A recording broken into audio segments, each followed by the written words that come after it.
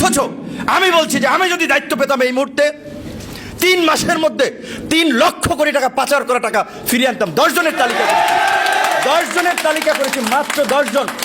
যদি প্রধানমন্ত্রী, যদি সরকারের মন্ত্রীরা জাতির সামনে কথা বলতে পারে যে ভিপিনুর সেই 10 জনের নাম দেব, আমি 10 জনের নাম দেব।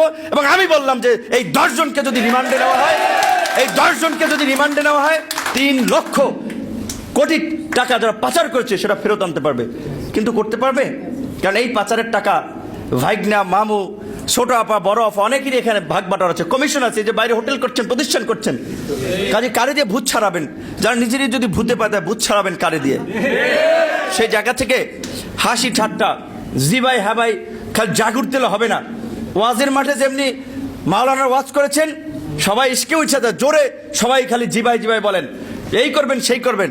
এই যে আজকে সেই আলেম ওলামাদেরকে জেলে রেখে নির্মম নিষ্ঠুর নির্যাতন করছে, দেখেছেন যে মানে কি বলবেন, আমি তাকে ছোট করার জন্য বলছি না, বাস্তবতাটা বোঝানোর জন্য বলছি। 3.5 ফুট 3 ফুটের মতো একটা মানুষ, শিশু বক্তা বলে, সেই লোকটাকে সে কি খুন করেছে, ধর্ষণ করেছে, বাংলাদেশ ব্যাংক লুট করেছে?